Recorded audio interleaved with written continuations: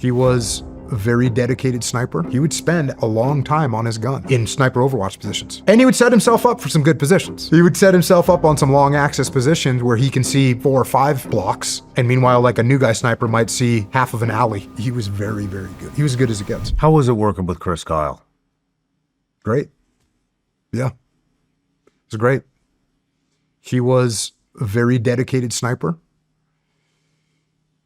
He was a wise ass. He was funny as hell. He was a shit talker, in like a good team guy way. And he was just a great guy to have in a platoon. Yeah, man.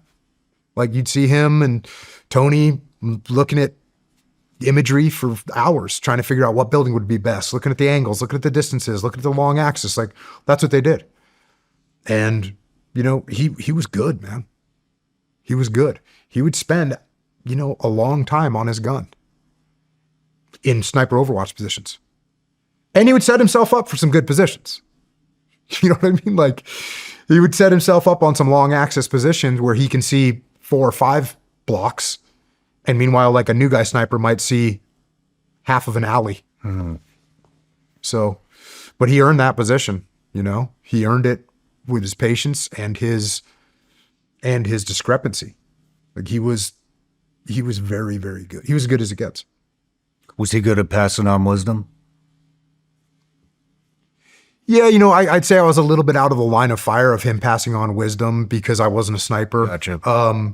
But you know, he'd pass on some hassling to these new guys. I can tell you that. The funny thing is, you know, he liked to do, this is weird, but he liked to do like pranks, like a grade school kid. Like he would prank people, do funny stuff. Like that's what he's like. So he wasn't the, you know, in the movie, they make him out to be like super serious all the time and all this stuff. And he was actually just a funny, great guy to be around that brought a lot of entertainment with him, you know, a lot of entertainment. Right on. And we had a good crew of guys that was, you know, that's a SEAL platoon, man. It's a SEAL platoon. I guess there's SEAL platoons where they're not like having fun and ribbing each other and, you know, being brothers. But I was never in a platoon like that. I was always in a platoon that was freaking awesome to hang around. And, you know, when I was a young SEAL, what'd I do on the weekends? I went to the team. You went to the team on the weekends. Went to the team on Saturday and worked on your gear. Went to the team on Sunday and worked out with your buddies. That's all we did. That's what we did because there wasn't anything else. Mm-hmm. And once I had a family, I had to like at least take a little bit of time. But even then, my family was second to my platoon, to my task unit, to the teams. I would love to tell you that I'm embarrassed to admit that or that that's not the right thing. But when you're in the SEAL teams, I think that is the thing. That is the fucking way it is, man. That's the way it is. And you know, God bless my wife who was just like a saint, but she handled the family stuff and I handled the war stuff. Were you married at this time? Yep. So going to Ramadi, I had 3 kids at that time. You had 3 kids. Yep. How are you handling how many deployments had you done married with kids or with kids? 2. Well, no, 1. 3. So my oldest daughter was born the day before I went on the strike deployment at Team 2. She was born and I left. Never changed a diaper. And then while I was in college, I had 2 more kids because I was home. And then, and yeah, I mean,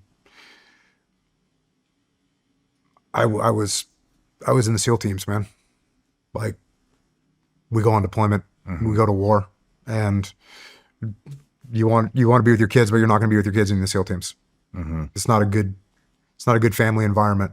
Now, if you have a strong family, you know, men have been going, you know, on some form of deployment since the beginning of time. You said this at breakfast, and I fucking love this. I mean, because I hear sometimes people like, oh, you know, the father's got to be around. Like, I wasn't around, you know, and a lot of dads weren't around, and they raised some awesome kids. And so, yeah, guys have been going on the hunt, on the sea voyage, on the crusade, whatever you're going on.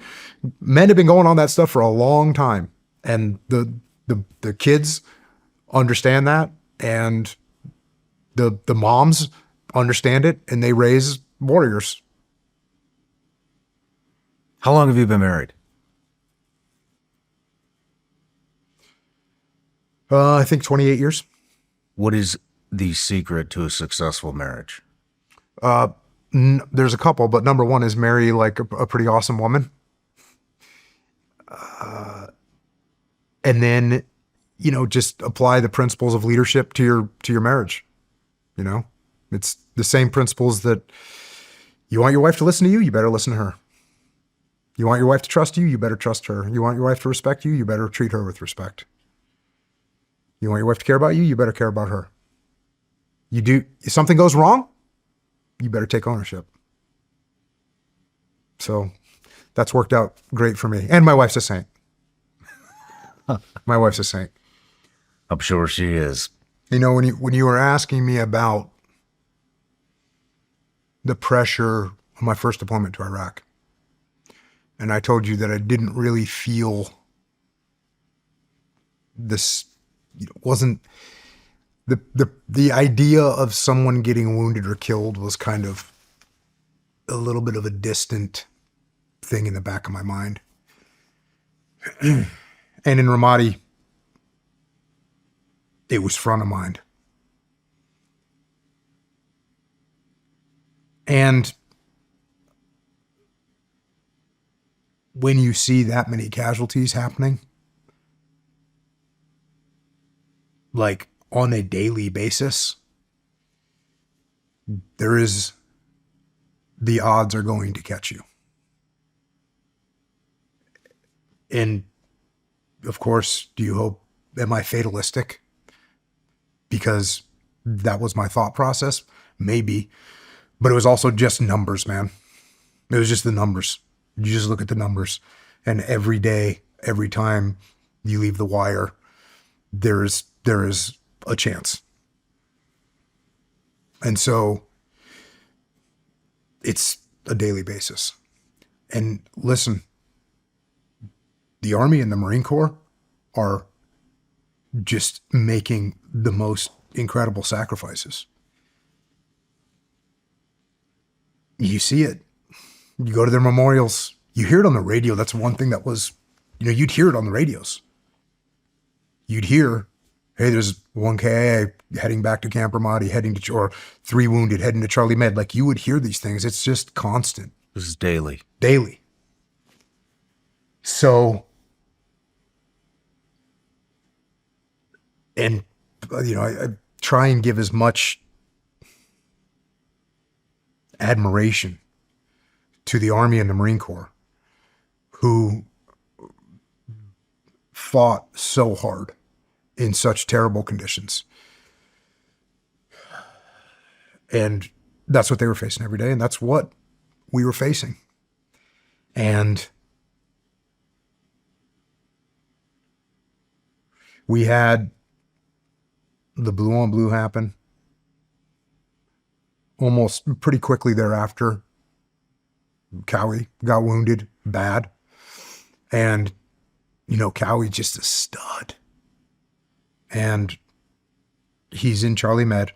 He's all doped up on morphine. The doc pulls me aside and he's like, hey, I don't know if his leg's going to make it. Roger. And Cowie, I bend over to hold his hand, and he's like, the first thing's out of his mouth, let me stay.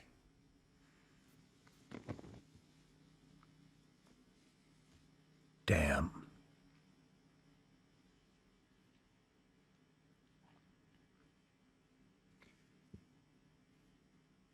So that's the kind of guys you got, let me stay. No matter where you're watching Shawn Ryan Show from, if you get anything out of this, please like, comment, subscribe, and most importantly, share this everywhere you possibly can. And if you're feeling extra generous, please leave us a review on Apple and Spotify podcasts.